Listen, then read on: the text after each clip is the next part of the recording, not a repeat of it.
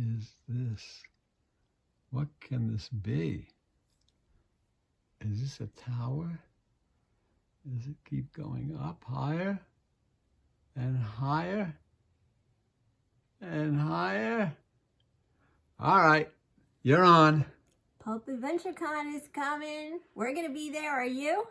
Hi, I'm Lucille Lovisi, and it's that time of year where I commandeer Gary's channel to show you some of the junk, some of the great stuff that I'm making and I'm going to have on sale at this Pulp Adventure Con.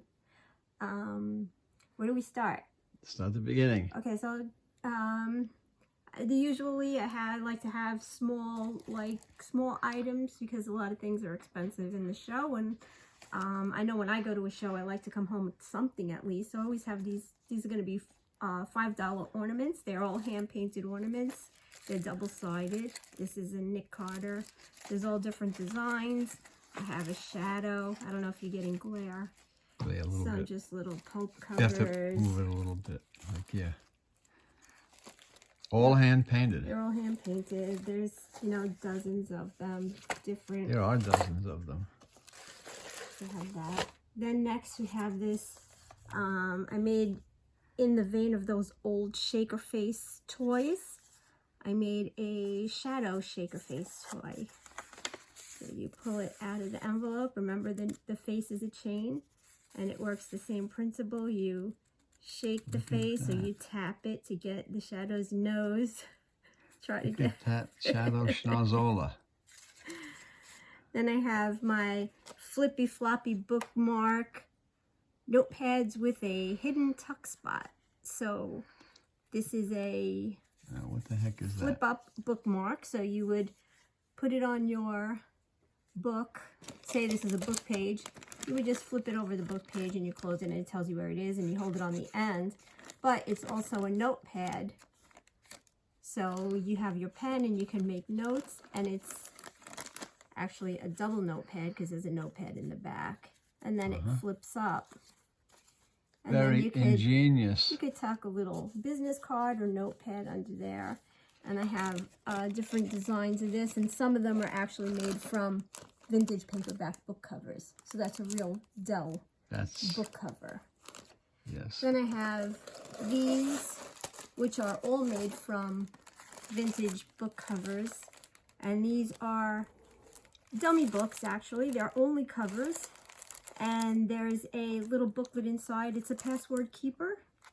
Or you can just tuck something in plain sight and you put it on your bookshelf and nobody knows that it's in there if you want to stash some cash. They're all different books, different genres. Look at that. And those are actual paperback book covers. These are all book covers, real book covers. That you destroyed the books. I didn't destroy them. Okay. They came from someone's collection who we just, whenever, I got them from Chris Eckhoff's estate. When Chris would get a book, he would always paginate it. He called it paginate. He would go through the book page by page and make sure all the book pages were in there. If they weren't, he would discard the innards and he would keep the cover. And so he has 1 million of them, and now I have 1 million, and I'm always trying to figure out things to do with them, and those are what I did so far. Create some good things. Now I want to show you. I've showed you my junk journals before. These are new ones that I made. I redid a Green Hornet. I've did this before, but I don't think I've showed you guys this. So basically, this is a new Green Hornet. It's a new Green Hornet. It's made as if it belonged to Britt Reed, famous newspaper publisher. Yeah, you open it up and it's got a picture of Britt and Cato. It's got some business cards inside, Lenore Chase. This is a little synopsis of who the Green Hornet is in the event that someone doesn't know that. There's lots of Green Hornet imagery inside, and so we open it up. These were playing cards, actual playing cards of the day, and I backed them with a movie poster so you can, it's like a puzzle too. I open this up. What's that? And inside I have some props. This is a book of matches from one of the episodes, the Explorer Cup. You open it up and there's a book of matches inside. This is the arrow that Cato would throw sort of like a ninja star. He would throw it and he would stab the guy in the arm or whatever. And then in the old movies, the Green Hornet would leave his mark when he left, I guess, a body. Very cool. And here's his mask, little mask. Yeah, he took his mask off. Yeah, you know. There's the Green Hornet's mask. And then there's just more pictures, and there's the keys to Black Beauty, which was a Lincoln Zephyr originally. Then it was a different car, a muscle car. I don't remember what it was. In the 60s, it was I think it was a Lincoln Town cool. car. I think it was a convertible though, right? No, I don't think so. No. This next one is Sherwin Khan. So it opens the opposite direction. Genghis Khan. Famous villain in the Shadow stories. Yeah, one of the few that reappeared. Most of the villains were handled in one issue, but Sherwin Khan was one of the few that kept coming back. He was a really good villain. He had similar powers to the Shadow. This is actually vintage Japanese ledger paper, so this is real vintage paper that I used for this book. And then I did some props from stories. So this is in the story so Sherwin Khan, he uses mind control very similarly to the Shadow, only he uses it for, for very bad reasons. And he leads people to do his bidding for him. And this one is this guy from Globe Aircraft, and there's a reference to a note, and doesn't he order people to do things? Yeah, he orders them to do things. This is a note that he ordered the guy to write. It's the guy's own writing, but he doesn't know that. I mean, it's Sherwin Khan's words, and he writes it. So there's different props from the movie throughout this journal. But this cool thing, it's the first time I did it. Here's some more pictures and newspaper things here. This is the cool thing I like. So this is my flashlight. Oh, this is cool. This is my flashlight, and the Sherwin Khan can sort of like be invisible, and then when you put the flashlight in, he slowly appears that he's there. So and cool. It says, "You that are so cool. ready to obey." Take it out and put it back in again. Can you see it? I don't know if you'll be able to see it's it showing on the camera. up. It shows up fine. Looks You great. are ready to obey. Wow. It's pretty cool. That is really cool. Then the other cool thing is there's one episode. Okay, so in the movie is I believe it's when he came back. He returned, and he comes in a sarcophagus, sort of, or they call it a mummy case, and he comes to the museum. So this is actually the case. This is supposed to be the tag on the mummy case, and it goes to the Oriental Museum. And this is the inscription on the sarcophagus that lets the curator know that it's from Genghis Khan. And in one of the episodes, he leads. So he wants to take over the world domination, and kill Alamon Cranston. And this guy is a music box collector, and he sends him a music box, and the music box tells him to get that he works for a scientist, and he wants him to collect the terror gas, and he tells the guy through the music box. You're very steeped in this, the lore of the really Shadow cool. and It's really Sherwin Khan. interesting, really funny. But anyway, there's that one. Then I have, because of Chris Kalb of Age of Aces books, he gave me a G8. He knows that I use papers and stuff from book pages, and he gave me G8 pulp. And then you wouldn't let me use the pulp, cut it up. No, I wouldn't. So I used just images from it. And I made cutting up a no G8 pulps journal. while I'm around. So this is really cool. Again, has a synopsis of who G8 was. I have his ID. Actually, you don't know who G8 is. They don't really mention his name or say his real identity. That's his identity, G8. Yeah. Because he had different G numbers for different agents. He has different people that work with him. Battle is like his Yeah. Man But wasn't Nippy Friday. a G Yeah, Nippy something? and Bull. They were G, also aces. They were G9 flying and G10 or aces. something? But this is a little makeup kit that I made where he has his paste. So his He changes. Battle did his makeup, so he was in disguise a lot. There's a picture of Battle. I have some vintage German flashcards so you can learn the language if you want to. German's tough. I remember my brother took it in school. It's like, what? This is a little file, and it has some of the characters in there. Descriptions. Oh, the villains. The villains, yeah. And I got this from that book that you lent me. What is the name of the book? Yeah. It's in here. The Flying Spy by Nick Carr, which is really interesting. great book. Yeah. I read that when it came out. This is supposed to be Bull. 40 years ago.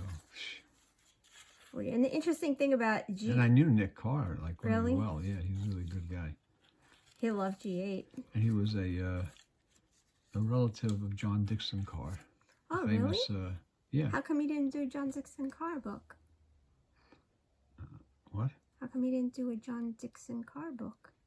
He did a G8 book. He did. Oh, he wrote a biography of his. I guess it was his cousin or his uncle. I have a ribbon, fake ribbon. French medal.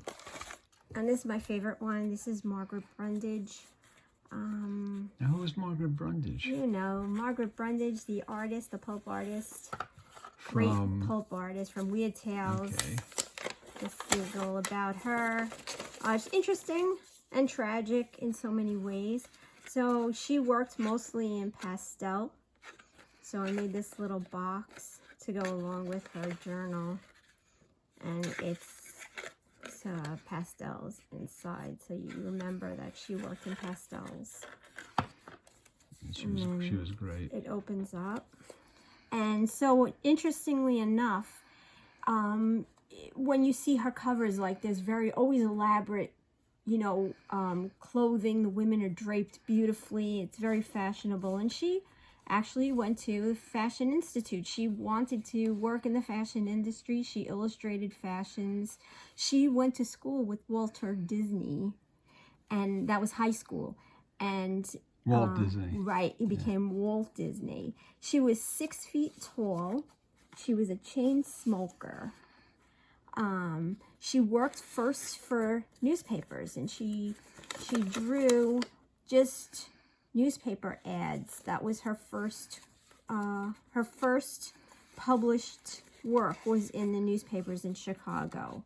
And all this stuff is made just to illustrate the fact that she was a fashion illustrator before she went into the pulps. And you created all of this by doing research into all of these people for these junk journals. Yeah. A lot of work. And there's original art in them, things that you drew, and then original pieces that from the eras that you incorporated in there too. Mm-hmm. Well, I want to try to. They developed over when I first started making them till now. I want to actually give a history. When it's a real person, I want it to be like a living history of the person so that you can learn something about them, because they're truly interesting people. Margaret Brundage was really interesting. She married, she used to go to a speakeasy in the 20s in Chicago called the Dill Pickle Club. And that's where she met her soon-to-be husband, Myron Brundage. Her name was Margaret Hedda Johnson. And she married Myron Johnson. And then they divorced. He basically was an alcoholic, and they had one son. And she retained custody when they were divorced. But he started a whole, a beatnik club, the college for Curiosity? No, I forget. Carvel College of Ice Cream Knowledge? Yeah, that's your favorite place. I can't think of it. Now, he started a beatnik club, yeah. And I have a picture of him someplace in here. Yeah, here he is. This is from the 50s. And that's really him? Yeah, this is him. That's what he looked like, right? Hold up the picture. Hold up the card. Here, let me see the name. It's going to drive me crazy if I don't find it. But he's a whole character all on his own. There's a whole nother rabbit hole you can go down if you follow him. College of Complexes. Okay. College of Complexes. Which was a big beatnik hangout. Yep. And Back a in lot the of people were in it. Like, so in this picture, this is a picture of a meeting of, they also had a sub club in there, the Whitechapel Club. And it was Maxwell Bodenheim, Ben Hecht, Slim Brundage, a whole bunch of people. Maxwell Bodenheim, the famous New York bohemian who was murdered by his girlfriend in their apartment or something. Something like that, or he murdered her, I don't know. Yeah. But their son's nickname was Bird, and he and his mom lived with their grandma, her mother, and she basically took care of them. What else do I have? Okay, so I have an illustration in the middle on a book page as if she just like scribbled some ideas. I have a little index card showing she wandered into the offices of Weird Tales, and she met Farnsworth Wright, and she showed him some of her stuff, and he hired her on the spot. And her first published piece was on Oriental Stories. I had this picture. This was her first ever cover, and then he hired her for Weird Tales later on, and she got $90 a cover from him, which was good money then, really good money. And then she started. They had some controversy with the cover, and this was the cover.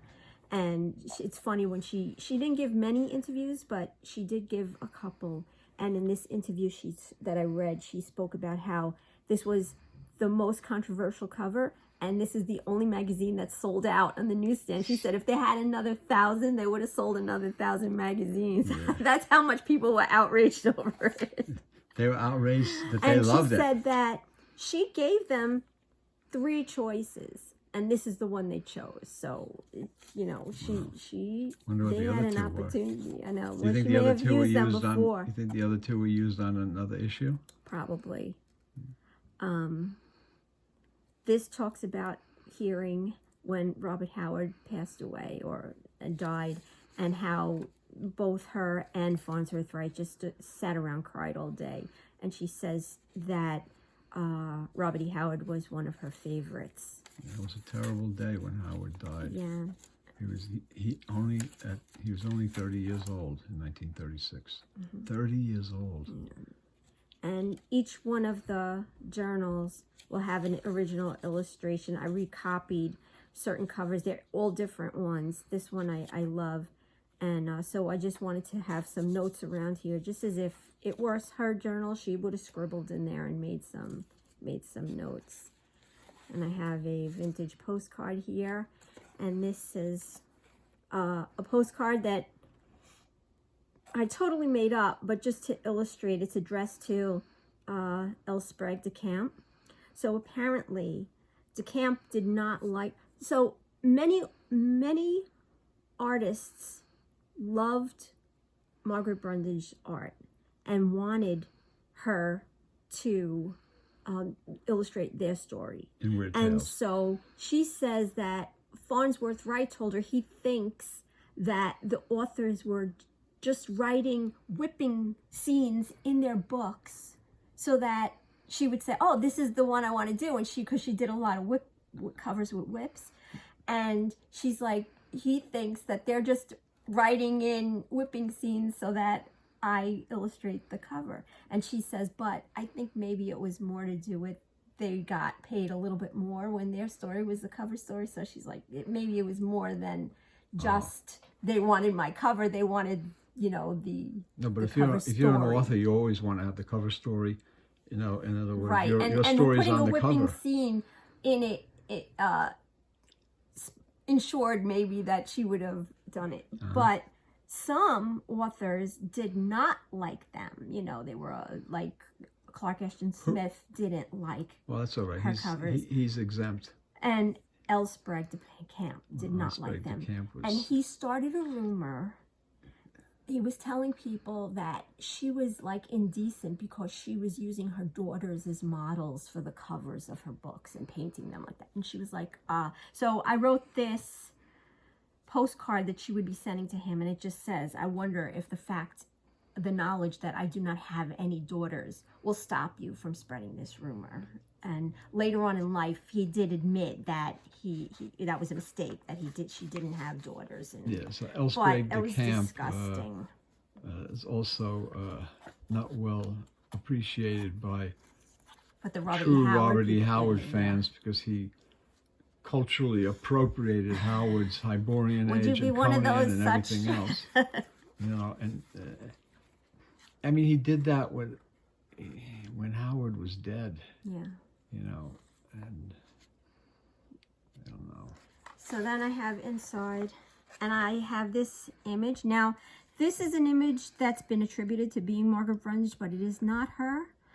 I included it because it's a beautiful image, and because so many people think it's Margaret Brundage, that I wanted to, in essence, clear it up while using the image. So it just says that she's reading Elsbreg de Camp, or no, Auguste Derleth's story or whatever. But that is not Margaret Brundage. It's a model, but she happens to be reading a Weird Tales, and she's, you know, I guess she's a brunette. This is another postcard that I have, and it's a fake postcard, but it's just to illustrate the fact that in 1938, Weird Tales moved from Chicago to New York. In essence, like marking the kiss of death almost for Margaret Brundage, because she worked in pastels. It was very difficult. Her work was delicate. She had to put it under glass and package it, and it wasn't working out mailing those things to New York, so it didn't last too long once they moved to New York. But they also paid her less money, and this is Farnsworth Wright saying that Delaney only wanted to pay $50 a cover. So she got $90 when they were in Chicago. When they moved to New York, she was only getting $50 a cover. Jeez. For those beautiful, beautiful covers. And in essence, she died really pretty much in poverty, and it was really pretty sad. And there's also a note in here, is she did later on, she did some like fantasy covers in science fiction fantasy, and she did a couple of shows, but someone stole her work, and she stopped going to shows after that. You mean they stole the paintings? Stole them from the show, and then she stopped doing that. So it's pretty a sad story, but she was so great. I love her so much. And anyway, I think that's all I got. Gary's gonna have, what are you gonna have? Paperback Parades. You're gonna have your new book, Dirty Dogs. And what else I you have the gonna new have? book coming out, The Fantastic Detective, but it's not out yet. It's not gonna be there. Officially, so I will not have copies of What that. else are you selling? You selling any vintage? You got some vintage sleeves. Some vintage You got and some, all various books and accoutrement. Yeah. Cool. So we hope we see you there. Sorry I took so much of your time, and you'll have Gary next time. They don't want me. They want you. Thanks for watching. Should I turn this off now? Yes, please. Okay, I'm going to turn it off. It's off. Actually, it's not off. I didn't hear it go off. It didn't have go off. sound.